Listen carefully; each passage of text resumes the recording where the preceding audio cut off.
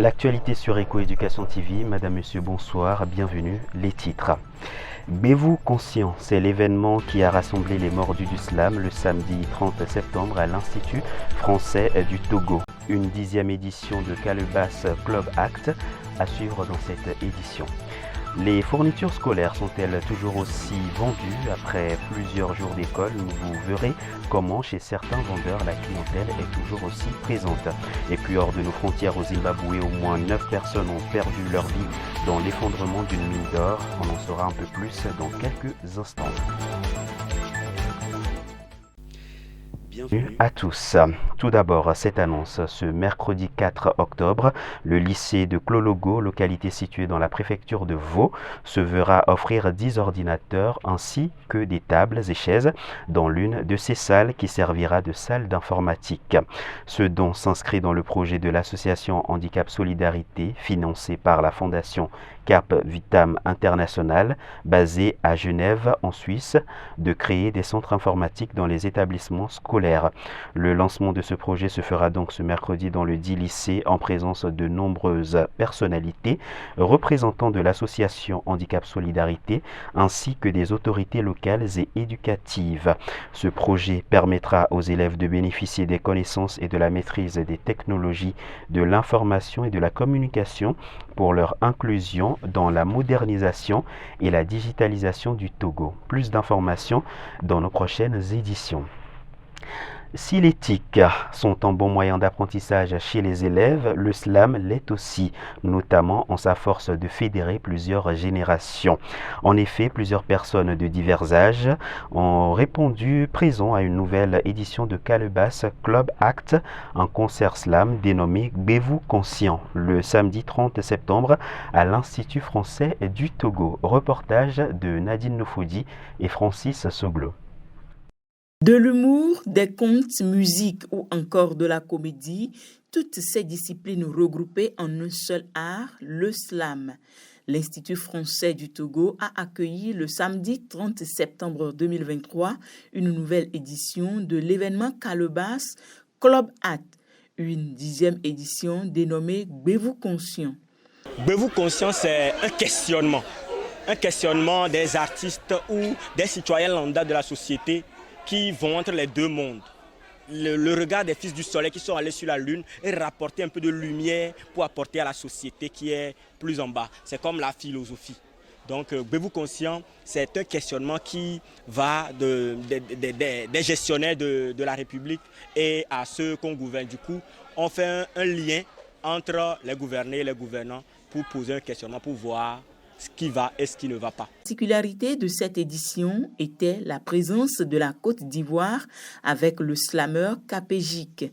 Le public était au rendez-vous. Le public, on était heureux d'avoir ce beau monde et un public très dynamique, très concret, un public qui participe au jeu du slam. On sait en fait qu'ils connaissent ce que c'est que le slam et c'est une victoire pour nous les slameurs.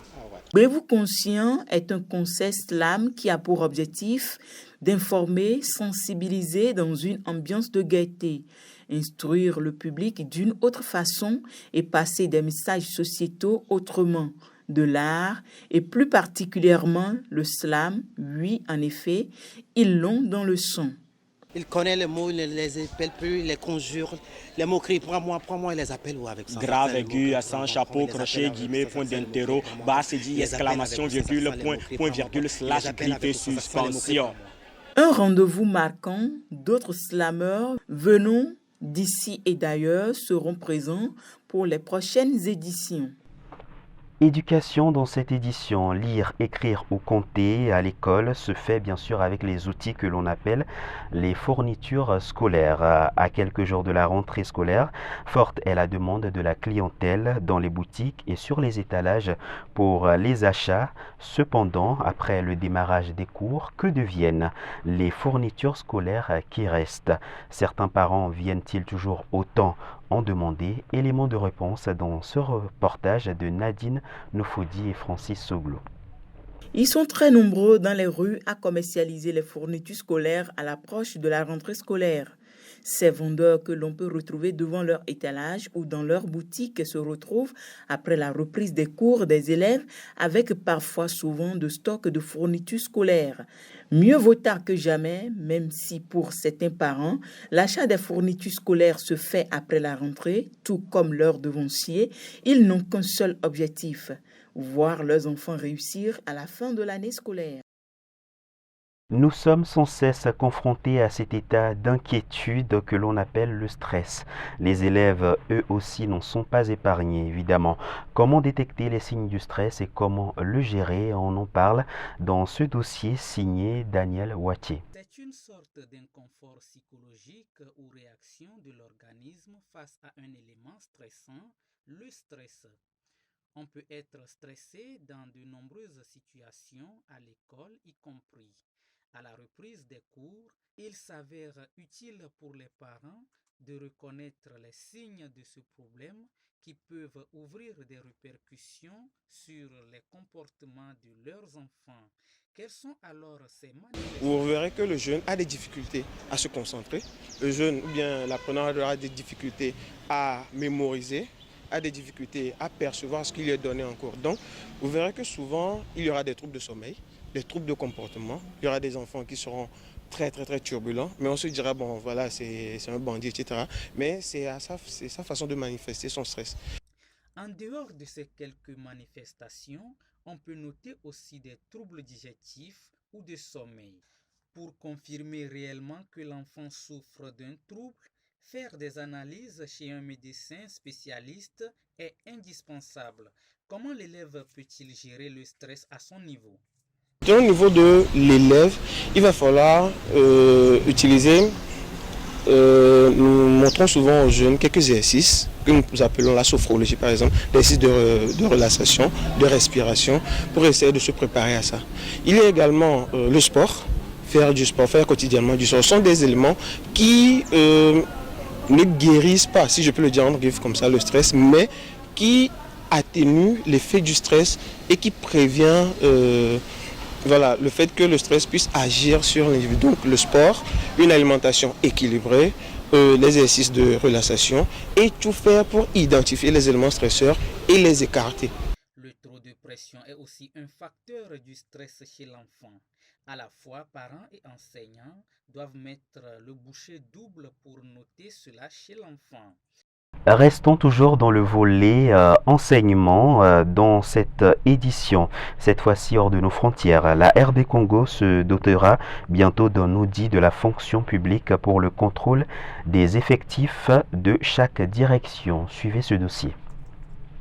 Ce mardi 26 septembre, des inspecteurs de la fonction publique ont présenté à la Secrétariat général de l'enseignement primaire, secondaire et technique EPST Christian Nepa les conclusions de leur mission d'identification des sites devant abriter le contrôle des effectifs des agents du ministère de l'EPST par les inspecteurs généraux de la fonction publique. C'était en présence des différents chefs de service du ministère de l'EPST. Il ressort des dites conclusions que les installations de la direction de gestion de communication du ministère de l'EPST, de la RTEDUC, de la DIGE sont entre autres les sites retenus.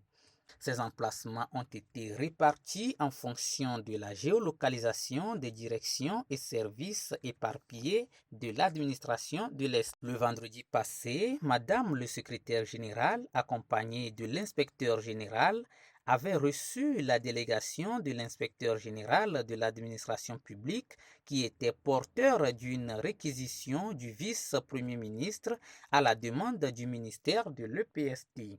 À cet effet, on a invité les directeurs chefs de service et les IGA pour leur donner les orientations et toutes les informations en rapport avec le travail de l'audit administratif qui devrait se faire. Ils ont 10 jours de préparation. Les sites ont été déterminés. Il fallait voir par rapport aux effectifs de chaque direction et pour déterminer le quota Toujours à l'international, drame au Zimbabwe. Au moins 9 mineurs ont péri dans l'effondrement d'une mine d'or le vendredi 29 septembre à Chigutu. Reportage Africa News. Au Zimbabwe, au moins 9 mineurs ont été tués vendredi dans l'effondrement d'une mine d'or située près de Chigutu, à quelques 120 km à l'ouest de la capitale. La chaîne publique Zimbabwe Broadcasting Corporation a déclaré samedi que 34 mineurs avaient été pris dans cet effondrement. 13 d'entre eux ont réussi à s'échapper. La mine s'est effondrée alors que j'y entrais avec un collègue. Nous avons alors rencontré les autres personnes avec qui nous travaillons. Ils étaient 18 ou 20. Ils se précipitaient vers la sortie. Et nous avons pu nous échapper ensemble. Selon le ministre des Mines, des opérations de sauvetage sont en cours à la mine de Beirose. Samedi après-midi, des centaines de riverains attendaient dans l'angoisse que leur mari ou leur fils soient extraits des décombres. Immédiatement après l'incident, on nous a dit qu'environ 13 personnes avaient réussi à sortir indemnes, ce qui laisse environ 21 personnes sous terre.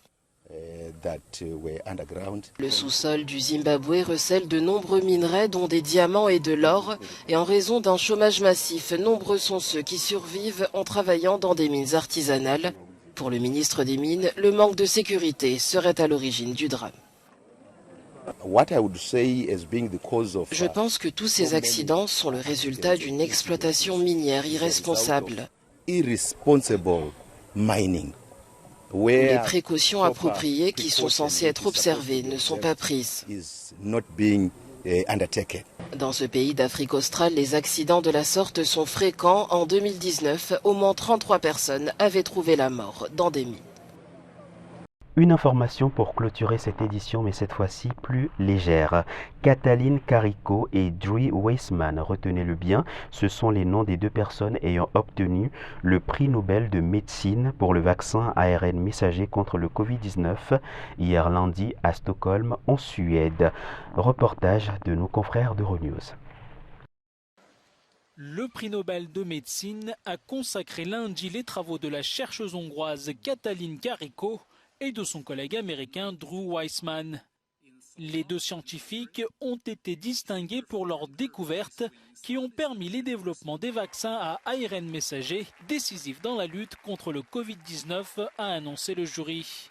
Les deux chercheurs, collègues de longue date de l'Université de Pennsylvanie, ont déjà remporté plusieurs récompenses prestigieuses pour leurs recherches.